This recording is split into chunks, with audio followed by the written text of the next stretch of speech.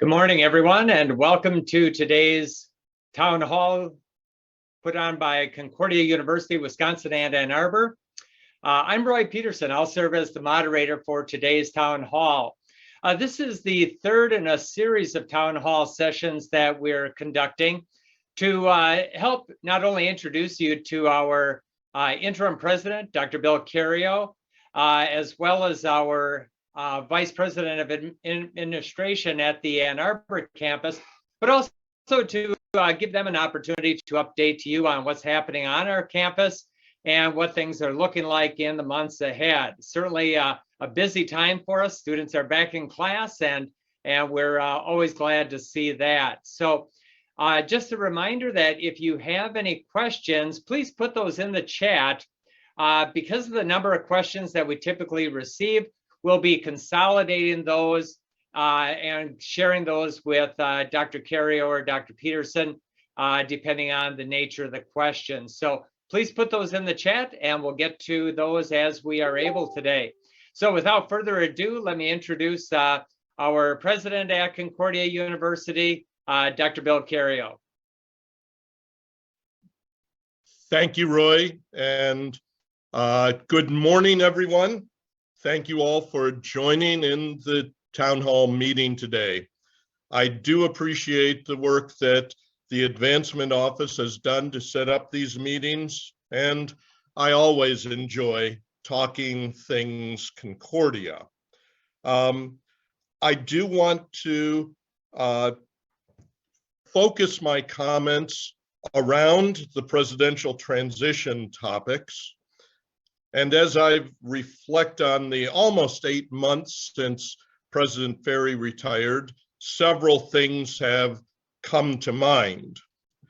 First of all, I believe that Concordia University, Wisconsin, Ann Arbor has been well positioned, by God's grace, of course, to undergo this transition in presidents.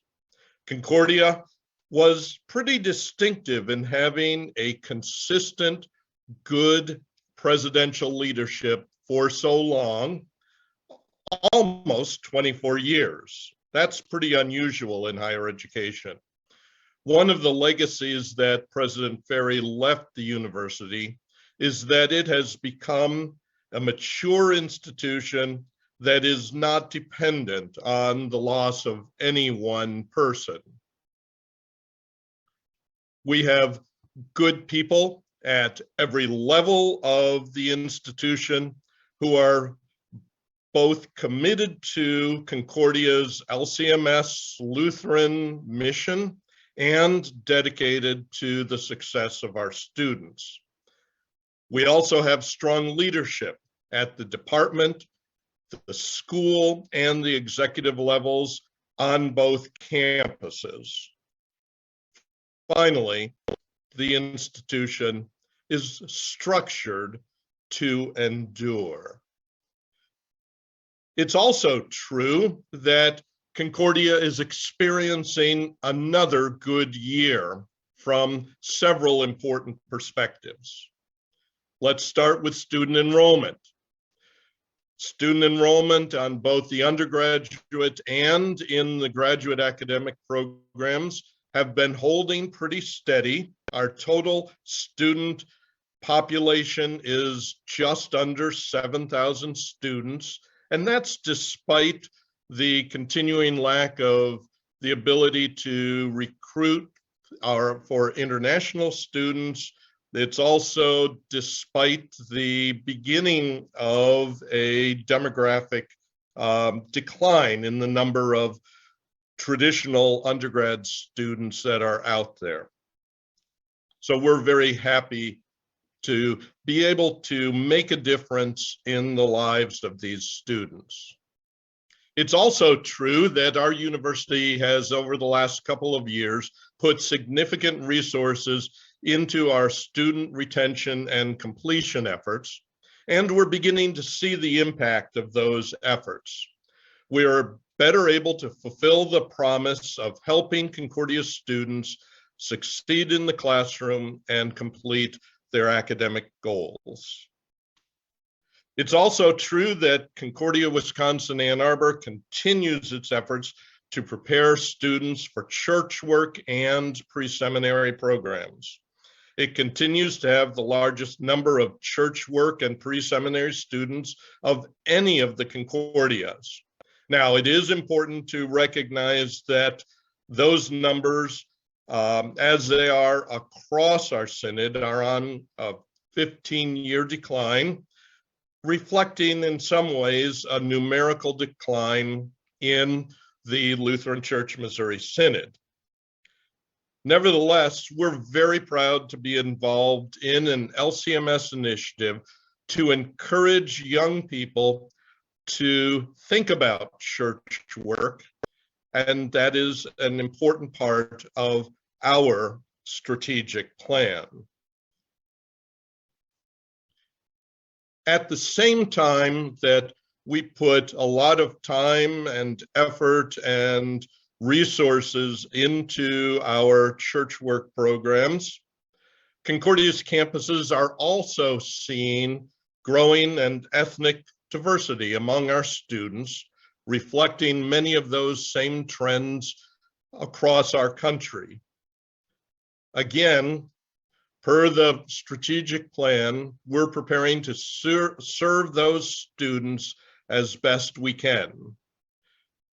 As our provost, Leah Dvorak, says, we want to provide an excellent Lutheran education for a growing ethnically and racially diverse student population.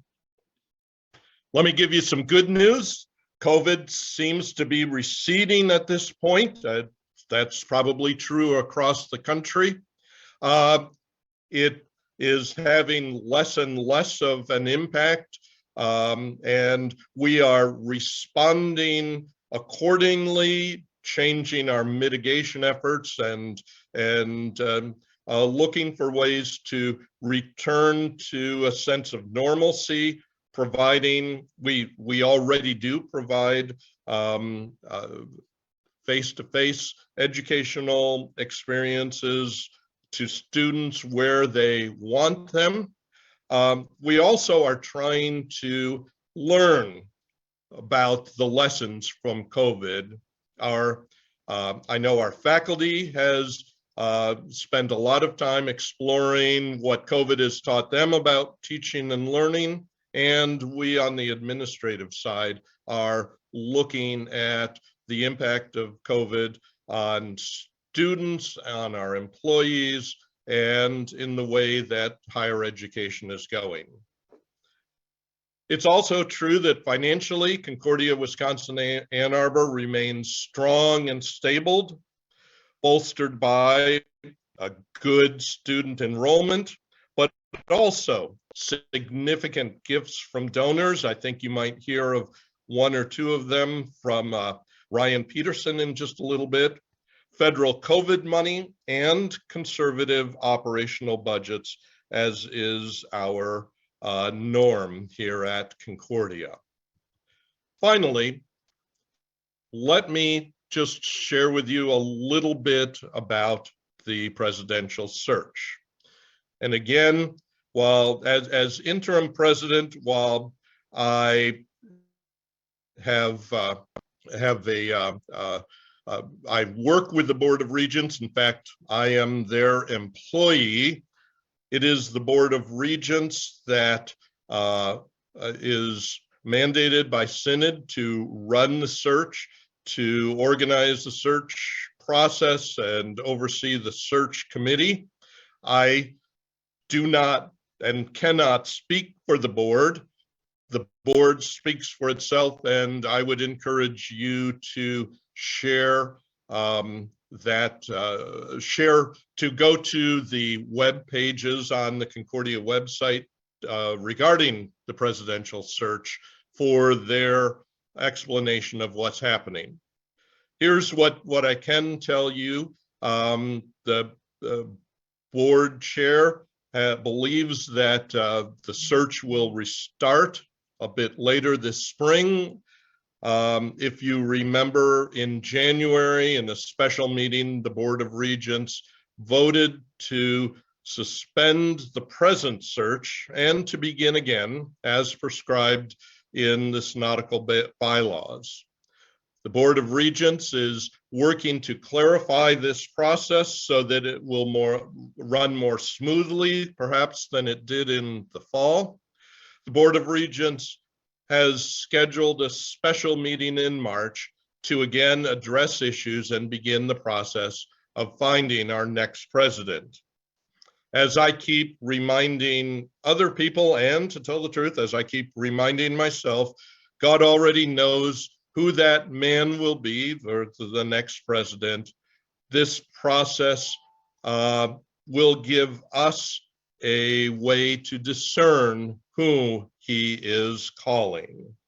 So please keep that process and the board in your prayers. Very quickly here, let me give you two highlights about the Mequon campus, and my colleague Ryan will share about the Ann Arbor campus. Both of the highlights I'm going to share deal with experiential learning, the way that students are learning outside the classroom, outside of lecture and that type of thing. First of all, let me share that the health science building is changing quite a bit. The first floor of the health science wing is being remodeled to be used as a pro bono clinic for several healthcare programs, including occupational therapy and physical therapy. This does provide opportunities for our healthcare students to do clinicals on campus, experiential learning.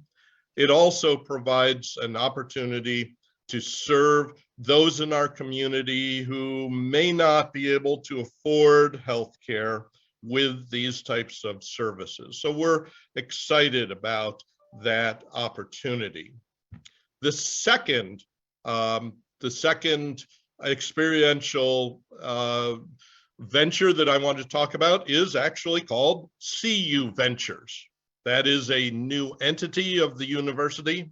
It is a 501c corporation overseen by the Board of Regents through its foundation board to engage in a number of innovative opportunities in our communities.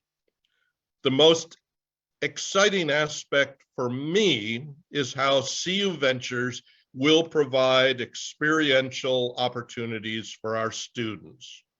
For example, CU Ventures is set up to support our entrepreneurial students, be they graduates or undergraduates, who want to start their own businesses. CU Ventures also works with outside businesses to provide internships for our primarily business students. And then finally, CU Ventures oversees a program where students in our finance academic program have the opportunity in the context of a class to invest in the stock market to gain practice in that field. There are so many things I would love to share with you, but in the spirit of being able to respond to questions and to give Ryan some time, let me finish up my quick report with this quotation from a CUAA student, an Ann Arbor student that I recently received. I believe the quote demonstrates the impact that a Concordia education can have on our students. Here's what the student says. On my first day of classes, there were professors who prayed for the students before starting to teach content. At this moment, I knew that I wasn't just a number at a large university. I'm treated as a person at a smaller university. I fell in love with that feeling and know that in this community, I can continuously strengthen my faith and have a Jesus-loving community surrounding me. Though my faith still isn't completely where I would like it to be, I'm working on my relationship with Jesus. I finally feel like I am where I am meant to be in the time that it should happen. I really appreciate that quote. While our student might not have completely correct theology, that's why he will be in several of our theology classes, but it gives you a sense of the opportunities that we have at Concordia to make a difference with our students. And I'm excited to be a part of that. It's time to give Ryan an opportunity to tell us a little bit about Concordia Ann Arbor Campus. Thank you for your comments, Dr. Cario. And just a reminder to everybody, if you have questions specifically about anything that Dr. Cario covered and you would like him to expand on that a little bit, please put that in the chat. Or if there are areas of interest to you that you would also like him to address, put those in the chat. We'll try to get to as many as possible. It's unlikely that we'll touch on every topic, but we'll do what we can. And certainly keep those questions coming, and we'll try to address them a little bit later. But for now, let me bring in Dr. Peterson to talk about life at the Ann Arbor campus. Well, good morning, everyone, and greetings from Ann Arbor, Michigan, where the sun is shining today, and it really is a tremendous day on campus, actually both of our campuses today, because the real work of developing our students in mind, body, and spirit is really happening in earnest today. Of course, classes are in session, but also on our campuses, we have visit days happening. So prospective students and families are getting the opportunity to get a glimpse of what their future could be like as they consider and prayerfully think about an uncommon Concordia experience. So as I begin my very brief remarks, I want to encourage and remind all of us of Concordia's continued commitment as a university to always be, number one, a Christ-centered university. That's been true since 1881 in Milwaukee and in Mequon. It's been true here in Ann Arbor since 1963. In fact, just outside my window here is the Chapel of the Holy Trinity, where the cornerstone reads from Colossians 1 verse 18, that in all things Christ might have preeminence, that Christ would be first in everything. That's the motto of the Ann Arbor campus and has been for 59 years. So we're Christ-centered, but we're also mission-driven. We're mission-driven. Our mission of developing students drives us every single day. And of course, our mission is holistic, mind, body, and spirit, preparing students for a wide variety of vocations that the Lord calls them to. Of course, each of us receiving our first vocation in baptism, being made children of God. And then finally, we're student focused. Our attention is on those students like Dr. Cario just shared that quote, the students who we have in our classes in chapel, and prospective students now who are thinking about Concordia as their next step. Of course, we are data informed, and right now we're tuition dependent, but we're going to be talking about ways that we hope to even diversify that a bit in the years ahead. By God's grace, we continue in that Christ-centered mission. Now, as it relates to the Ann Arbor campus, I want to focus on just a couple of areas. The first is growth in our academic programs. We are really excited about what continues to happen and has been happening over the past years on the Ann Arbor campus. We recently, in the last few years, added a School of Nursing, and now even more recently have added a School of Health Professions. Our second cohort of PA students began in January. Occupational therapy received candidacy status and will welcome their first students this summer. Physical therapy is in the pipeline right now and will welcome students next year. We're putting the final touches on our north building in the build out of that School of Health Professions. And we're really excited that at the end of April, we're going to have a large open house, both internally and externally, to really celebrate, again, what God continues to do through that work. There's been great growth in our academic programs and in all of those offerings over the past few years on the Ann Arbor campus. And as Dr. Cario mentioned, we continue to be committed to all of our church work programs, whether it be parish music, pre-seminary, Lutheran education, family life. There are many opportunities on our campuses for students to be prepared for full-time church work, and we will continue to work alongside the Lutheran Church Missouri Synod in those important efforts. So we've seen growth in our academic programs. We've also seen really, really amazing growth in our giving, specifically on the Ann Arbor campus over the last couple of years. In Great Thanksgiving, because of the generosity of God's people, we're thrilled to move forward with a number of initiatives on the Ann Arbor campus. One of them is an endowed chair in our music department. That position is actually posted on our website, and we're excited to see who the Lord brings to Concordia for that next opportunity. At the end of 2021, we received a commitment and a lead gift for a new fitness center on the Ann Arbor campus. We're finalizing those plans right now, beginning our work with the city of Ann Arbor. We know that we need that type of space. Again, we're committed to whole person development, mind, body, and spirit. And with our student growth over these past years, we have simply outgrown our current space. So we're excited to add on this year, 2022. Again, thanks to the generosity of God's people, we're going to be remodeling a significant classroom on the Ann Arbor campus this summer. That's Krieger 109. For those of you familiar with the Ann Arbor campus, the Krieger Hall is a main classroom building. Krieger 109 is at the very end and certainly is in need of updates. We want to provide the best learning environment for our students, so that's going to be happening this summer. And finally, right now, we are in process of renovating our organ, the beautiful organ in the Chapel of the Holy Trinity. It's actually a very significant renovation. And if you walk into the chapel right now, the console is actually gone, and they are repairing it or updating it, I should say.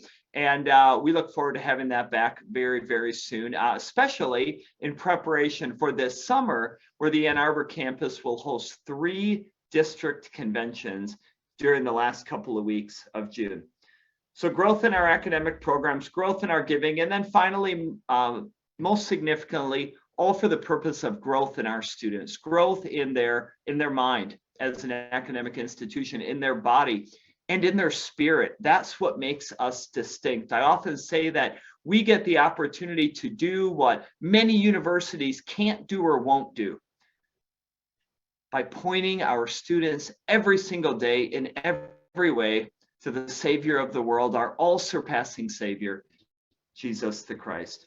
So thank you for your support. Thank you for the opportunity to share what God is doing on our campuses. And certainly now we look forward to our dialogue together. Great. Thank you very much for that update on the on life at Ann Arbor. We have received a number of questions.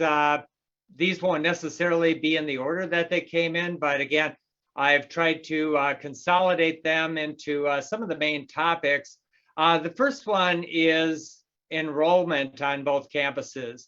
Some people are familiar with the term the demographic cliff, referring to the declining number of students eligible for college education in the remainder of this decade, and perhaps even slightly beyond that.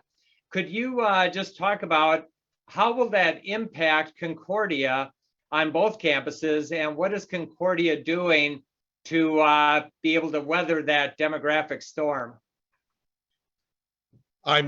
Let me start with that, and then Ryan, maybe you can speak specifically to Concordia Ann Arbor. Again, the demographic cliff is a demographic situation where 18 or so years ago, there were fewer babies being born, and that's about the time of the the recession of 2007, 2008. Because of that, there are just fewer traditional undergraduates who probably starting in 24, 25, somewhere in there, 2024, 2025, there will be fewer people able to, or fewer people who are of the age of going to traditional college. That means that those fewer young people will have greater choices for their college educations. And one of the things we're doing is preparing strong academic programs, really trying to strengthen our Lutheran identity to make sure it's clear who we are, and we're able to, we will most likely see a decline in the number of traditional undergrad students on both campuses. We believe that is probably going to happen. This demographic cliff is especially strong in the Midwest, and we know that that will have an impact. We are doubling down on our efforts to raise money for financial aid for students so that we can attract people who are attracted to our mission to help them pay for college. We're also attempting to make sure that we are attractive as a Lutheran institution of higher education to students in the post-traditional world, those students who are older of age. They might have started college or had a bachelor's degree and want to change roles or want to move up in their professions, and they need a degree to do that, either master's or baccalaureate or even doctoral degree. We are looking to make sure that we are an institution that provides education for lifelong learning. Dr. Peterson, how about at the Ann Arbor campus? How are you preparing for that demographic cliff? Yeah, and we do know that this is very real in the state of Michigan, maybe even more so in Michigan than in some of the other upper Midwest states. So it's really, really important that we have programs that are market ready, that are consistent with some of the needs of those around us. And so that's why we're emphasizing a growth in some of our healthcare programs, including PA and some of the graduate programs that we are starting right now. So we'll continue to do that. Days like today, frankly, are really, really important. We know that one of our strengths as an institution on both campuses is having students on campus and having students experience the life of Concordia. And so a large visit day like we have today in Ann Arbor is really, really encouraging as we look forward to the future. Also, we will continue to be very intentional about going out. We don't simply expect students to come to us, we go out. Personally, I visit every Lutheran high school in the area multiple times a year. Leading chapel and our admissions teams are in those schools all the time, and we will continue to do that. Even if the funnel gets a little smaller, we still want to add more students to the funnel so that more students can experience Concordia as we know it. related to enrollment is a question that a number of people are asking about, and that is preparation of church workers. Our Concordia, the entire Concordia system, is here to certainly help serve the church by providing future pastors, teachers, and other church workers. Could each of you talk about Dr. Cario on the Wisconsin campus, Dr. Peterson on the Ann Arbor campus? What is the status of church work enrollment specifically, and where does that fit into the bigger picture of Concordia? I'll start out again. Concordia University on the Mequon campus started out as a gymnasium preparing young men for the pastoral ministry in the Lutheran Church Missouri Synod. Its next academic program after that, about 100 years after the start, or 80 years after the start of Concordia, was what was then called the lay ministry program, what is now called the Director of Church Ministry program, and in the 1970s and 80s, we added any number of other academic programs, including teacher ed, Lutheran teacher ed, and church music programs. We still support those programs very strongly. The bulk of our financial aid from donors is geared toward church work students.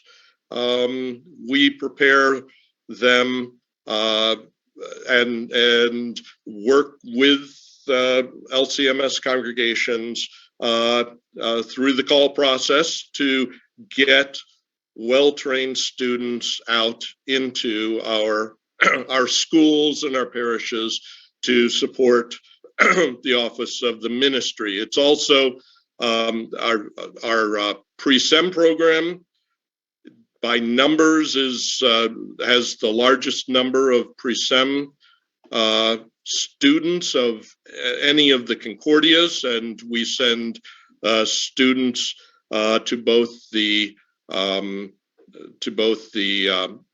St. Louis Seminary and the Fort Wayne Seminary. Rough numbers, I believe we have somewhere between 80 and 100 pre-sem students on the Mequon campus, I believe. There are a number, I believe several hundred Lutheran teacher ed students. We have a Lutheran classical ed program where we send teachers who are prepared in the classical education disciplines to Lutheran classical schools. I believe the DCM program has about somewhere between 35 and 50 students in it. Our church music program is a little bit smaller. To tell the truth, I don't exactly know the numbers there. But as I mentioned before, we are working closely with the Lutheran Church Missouri Synod in its initiatives to encourage young people to consider church work programs. We'd love to prepare them and help staff our Lutheran schools and our parishes. Yeah, very briefly on the Ann Arbor campus, of course, our numbers are smaller than the Wisconsin campus, but we have those same programs with the exception of rather than a director of church music program, the Ann Arbor campus is the only CUS school within or the only school within the system that has the family life program. So we prepare students for family life ministry, which of course is a rostered called position within the LCMS. One of the unique things about our campuses, I believe, when it comes to church work is truly the church work student to faculty ratio. And I know on the Ann Arbor campus, that's 10-1. And what a great gift that is. What a blessing for our faculty to be able to walk alongside students in this really, really important formation. Very good. Thank you for that. Also, if you will, related to church and church work, a couple of questions related to the search process. And as you indicated, Dr. Cario, that is the purview of the Board of Regents. In fact, it is considered by many to be the highest responsibility for the board. And the board speaks for itself, and they've tried to do that through forums like this, as well as through their written communication. But one of the questions that arose that perhaps you could address as it relates to the church is concerning the next president.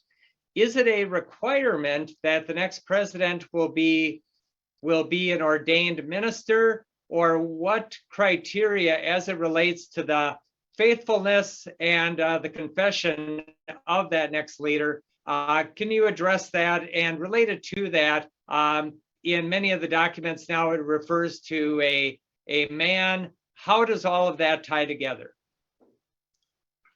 All right, that's a pretty wide-ranging question. Let's see what how I can respond. And again, I'm not speaking from the board or for the board here, but here's my understanding of the situation. Synodical bylaws pretty clearly lay out a number of things about the presidential search and the presidential qualifications. The bylaws identify that the president has to be a member of an LCMS congregation. I believe the bylaws use the pronoun he. There have been several CCM opinions that that the president must be a male. Looking back over the last couple of years, the last three Concordia University system presidential searches have all ended up with a Concordia University president that is male, but not an ordained minister. If you look at Concordia Chicago, Concordia Irvine, Concordia Nebraska. Concordia St. Paul does have a president who is an ordained minister. The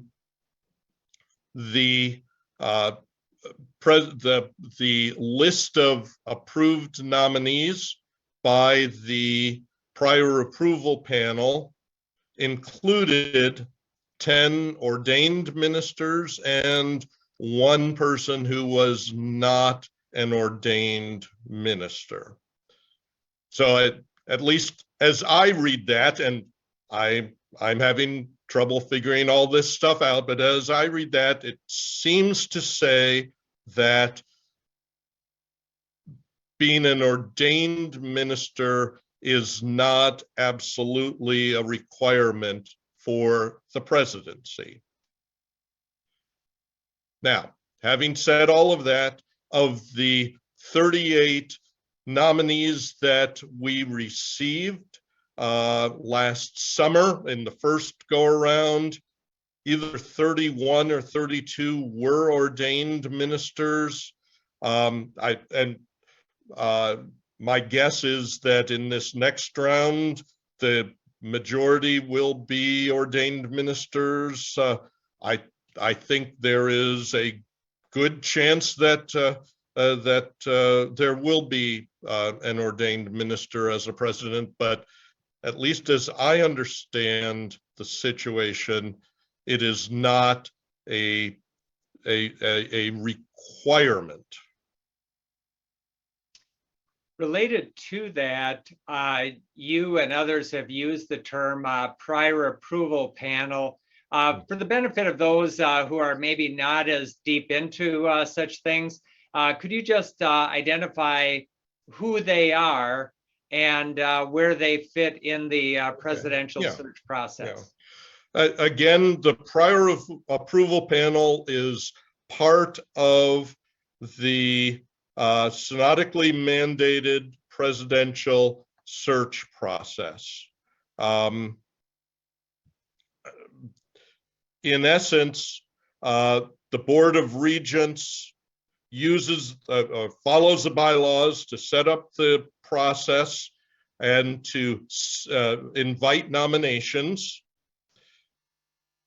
Then those nominations are sent to the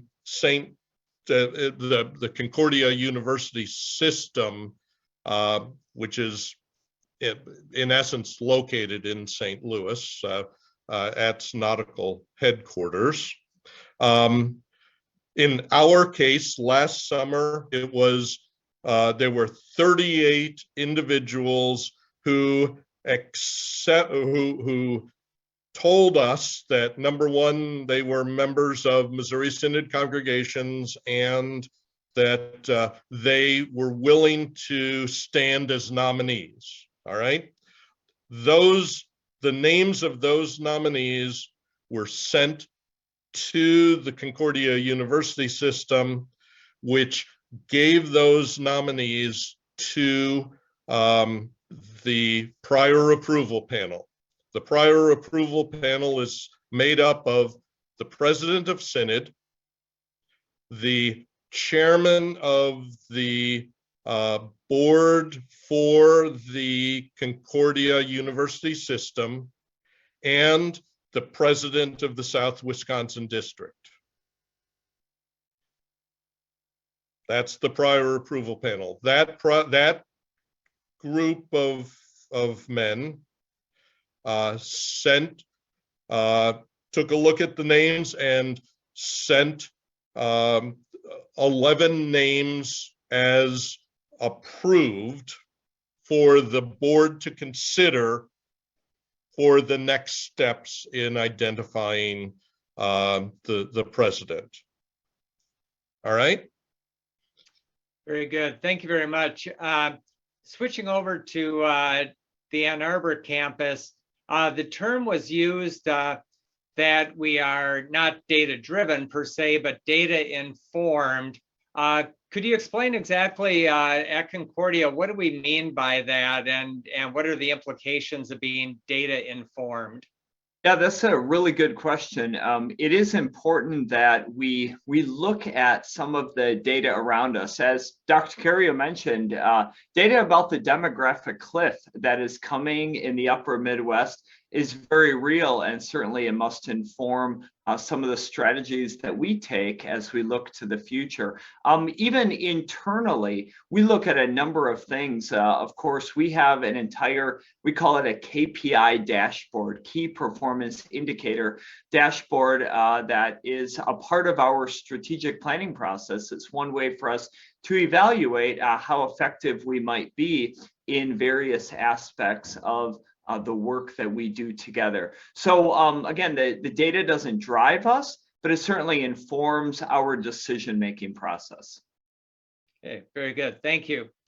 Dr. Cario, Mhm. a couple of questions have come in.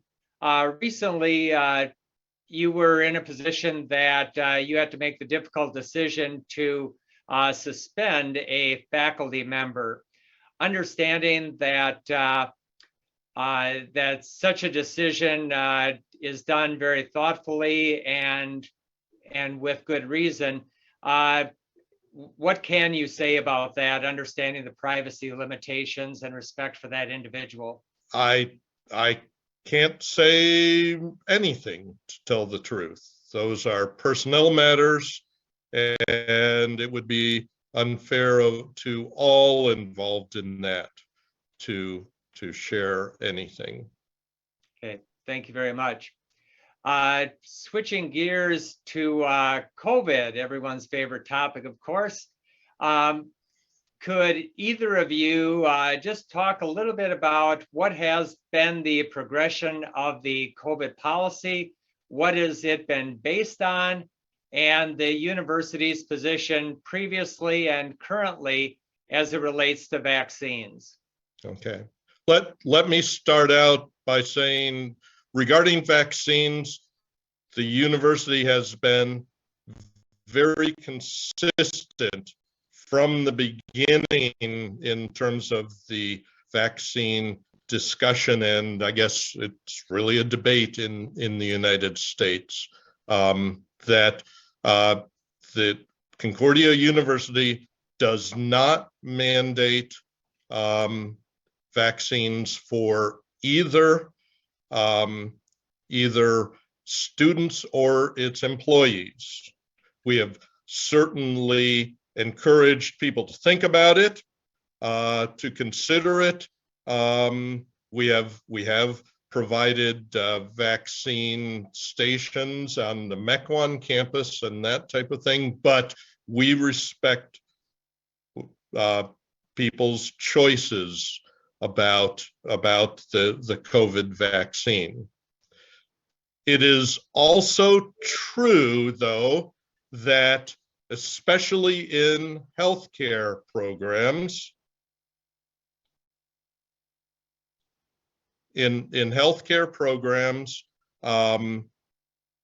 the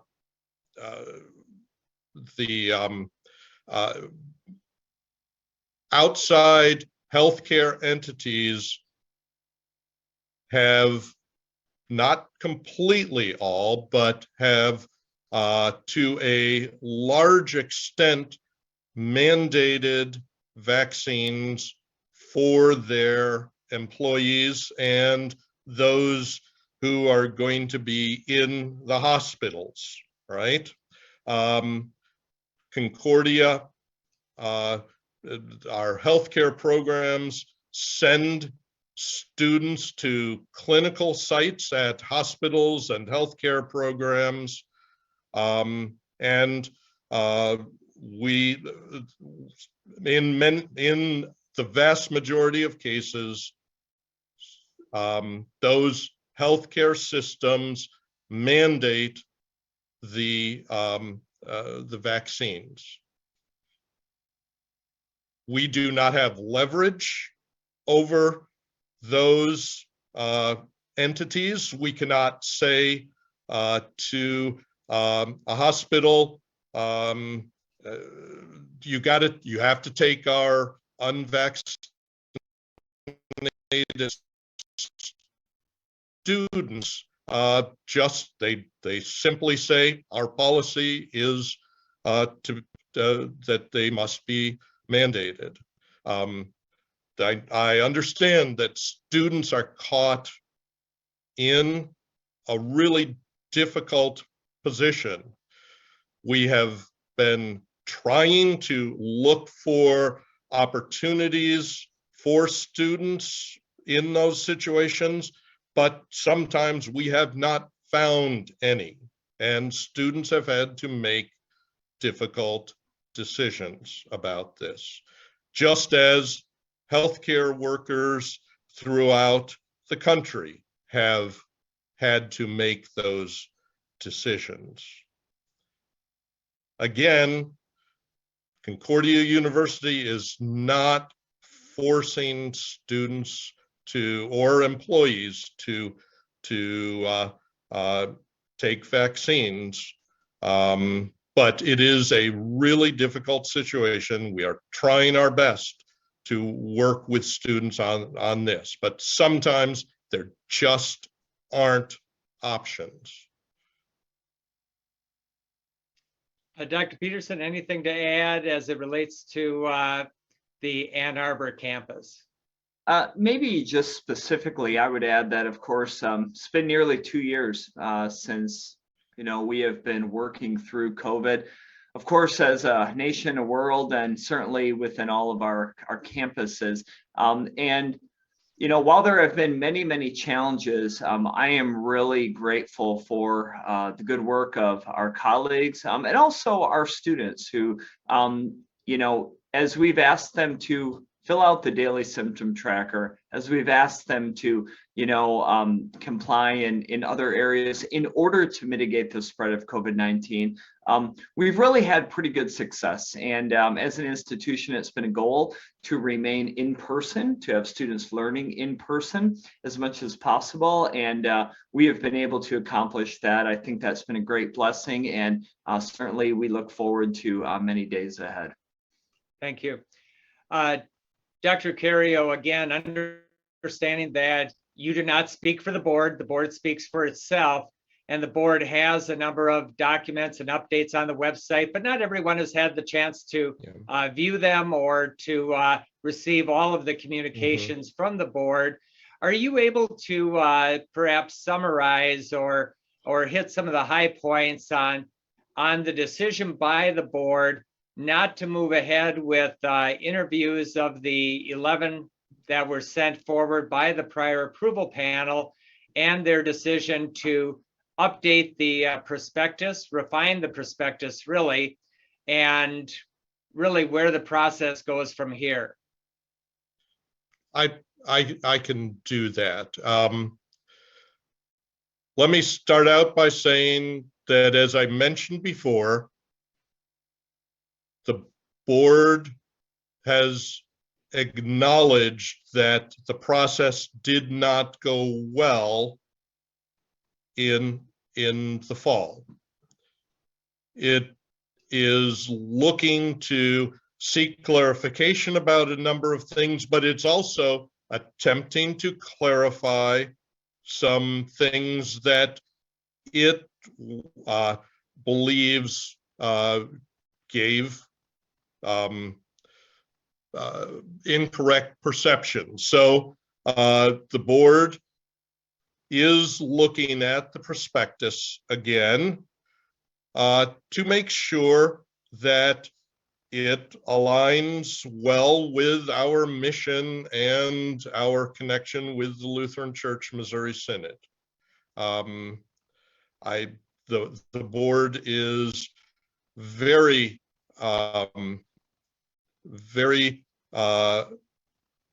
it is committed to being that Concordia is an institution of the Lutheran Church Missouri Synod, and it is taking that seriously. I think that was an important part of this restart, to make sure that that again, as I mentioned, we do it well and we do it right.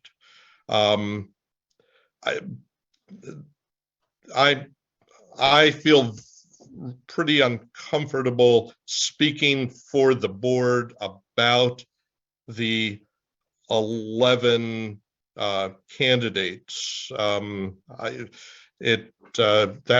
would be speculation on my part, except I think the board wants to get this right. There is a question. The board believes that the 11 nominees approved by the prior approval panel will remain as candidates, and that, I think, the board accepts that. They're just seeking clarification and about a number of things about that, but I think that's probably where I am comfortable sharing right now. Sure, very good, thank you. This final question, as we are approaching the end of our time together, does dovetail into this a bit. We are part of the Concordia system. We are a we are a school of the Lutheran Church Missouri Synod, and as such, our identity as unapologetically, overtly Lutheran Christians has been part of our history and remains so. It's not just a historical relic, it's an active part of who we are today. Could you just touch on that in the process of adding faculty especially, and perhaps also even as it relates to staff, where does the idea of mission, of alignment with what it means to be Lutheran in the classroom and so on, how does all of that weave together in your process of building a faculty? Let me get started with this, Ryan, then you can add anything that you think important. It all starts with faculty. And Concordia hires Christian faculty. We prefer Lutheran Church Missouri Synod faculty. And we look carefully for them. Our process is, when looking for a new faculty position, is really mission driven all the way through, making sure that prospective faculty members know what the institution is, what it's about, and making sure that it's a good fit. Let me just touch base about the last step in the process. Every faculty member who is on our faculty right now, and every full-time member has been through a mission fit interview where, at least on the Mequon campus, the president, the provost, and a member of the Board of Regents sits down with the faculty member virtually often and talks to that person and asks about their faith life, asks how they will connect faith and learning in the classroom. And then it is my responsibility as the interim president to make sure that faculty members know the role and the limitations on academic freedom shaped by LCMS theology. Every faculty member goes through that. The only way that a faculty member can become a faculty member is that a member of the Board of Regents has to recommend that person after the interview, and the board then approves all of those. And Ryan, it's similar to that on your campus. Yeah, it's a parallel process on the Ann Arbor campus. I sit in that role from the Office of the President, and then our Assistant Vice President of Academics on the Ann Arbor campus, as a member of the Provost's office, also sits in that interview with a Board of Regents member. Thank you very much for that. We appreciate your work, and in fact, a comment, or yes, really a comment that came through in the chat that I just like to share with you. It says, just wanted to say thanks for all that you do, and let you know that you have many people praying for all of you. Thanks for doing these town halls. While unfortunately we haven't been able to satisfactorily address every question raised, Dr. Cario, Dr. Peterson, thank you for taking the time again this morning to get to many of these issues.